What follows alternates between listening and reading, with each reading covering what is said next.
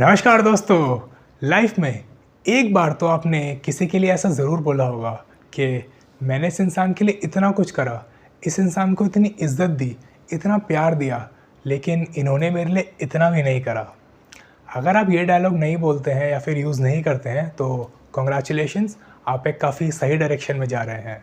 लेकिन आपने अपने किसी फ्रेंड को या फिर किसी फैमिली मेम्बर को या फिर अपने आसपास किसी ना किसी को ये डायलॉग यूज़ करते हुए ज़रूर सुना होगा।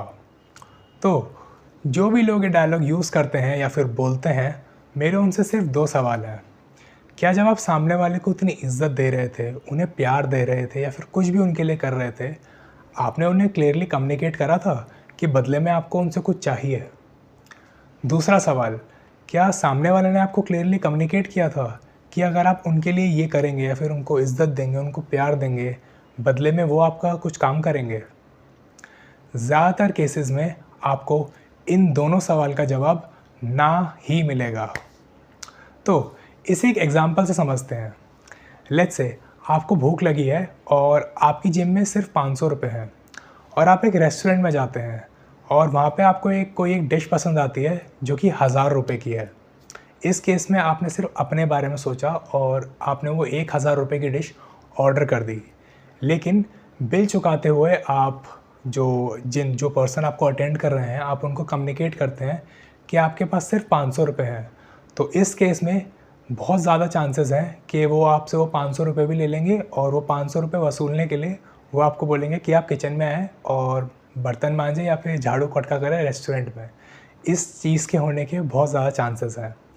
या फिर दूसरे केस में अगर आप वही 500 रुपये लेके वही 1000 रुपये की डिश ऑर्डर करते और आप क्लियरली ऑर्डर करते हुए आप उन्हें क्लियरली कम्युनिकेट कर देते कि मुझे भूख लगी है लेकिन मेरे पास सिर्फ 500 रुपये हैं, तो हो सकता है एज एन एक्सेप्शन वो रेस्टोरेंट आपको वो 1000 रुपये की डिश सर्व कर देते या फिर वो आपको आपके बजट में कुछ सजेस्ट कर देते हैं, क्योंकि इस केस में आपने क्लियरली कम्युनिकेट किया। और इसी एग्ज़ाम्पल से या फिर इसी चीज़ को हमें अपनी रियल लाइफ में अप्लाई करना है। अगर आप किसी इंसान के लिए कुछ कर रहे हैं, अगर आपको सामने वाले से कुछ फ़ेवर चाहिए, कुछ मदद चाहिए, तो आप उसको चीज़ें क्लियरली कम्युनिकेट करें। आप उनको बोलें कि पोलाइटली बात करें, आप उनको ऐसा बोलें कि मुझे आपकी इस काम में ज़रूरत है या फिर इस काम में मदद की ज़रूरत है, तो मुझे क्या करना होगा? या फिर अगर आप किसी इंसान को बेटर समझने की कोशिश कर रहे हैं, तो आप उनसे क्लियरली बोल सकते हैं और पोलाइटली बोलें कि आपको क्या चाहिए। अगर आपका कोई दोस्त है जिसके साथ आपको कोई प्रॉब्लम आती है, आप उसको बोलें कि यार तेरे को क्या चाहिए। और इस चीज़ से बचने का बेस्ट तरीका क्लियर कम्युनिकेशन है एंड गेट टू नो कि सामने वाले को आपसे क्या चाहिए। दिस इज़ द रामबाण उपाय to fix any relationship issue. क्योंकि अगर आप इतनी सिंपल सी चीज़ को, जो कि क्लियर कम्युनिकेशन है, सामने वाले से पूछना कि वो आपसे क्या चाहते हैं या फिर वो क्या सोच रहे हैं, अगर जब तक आप ये पूछेंगे नहीं तो आपके रिलेशनशिप में हमेशा इश्यूज़ ही आएंगे।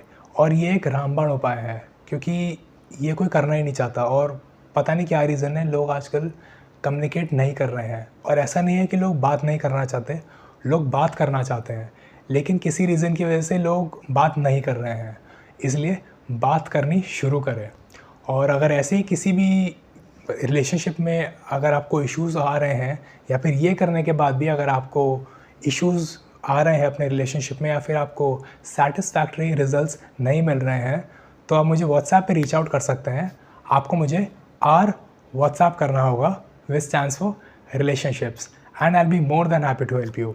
नंबर आपको डिस्क्रिप्शन में मिल जाएगा। अब आते हैं वो लोग जिन्हें पता ही नहीं है कि उन्हें क्या चाहिए।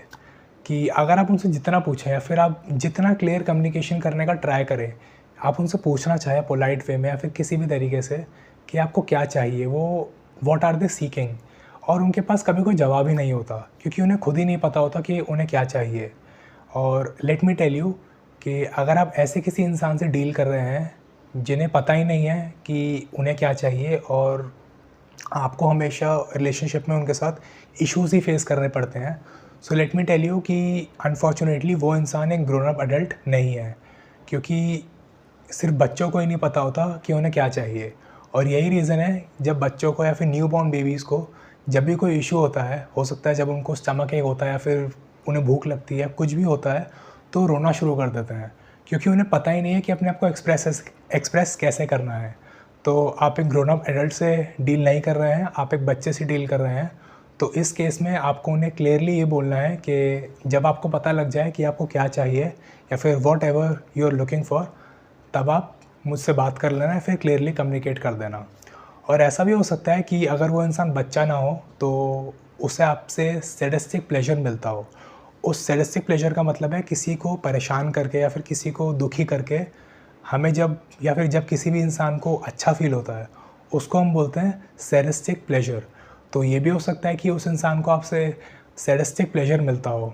तो ऐसे लोगों से आपको सेफ़ डिस्टेंस मेंटेन करके रखना है। और इस वीडियो को ज़रूर शेयर करें अपने उस फैमिली मेम्बर के साथ या फिर अपने उस दोस्त के साथ जिसे इस एडवाइस की ज़रूरत है या फिर जिसे ये एडवाइस सुनने की ज़रूरत है। ऑल्सो इस चैनल को सब्सक्राइब करें because I release a new video every Monday and Thursday and you won't want to miss them. Thank you and I'll see you in my next one.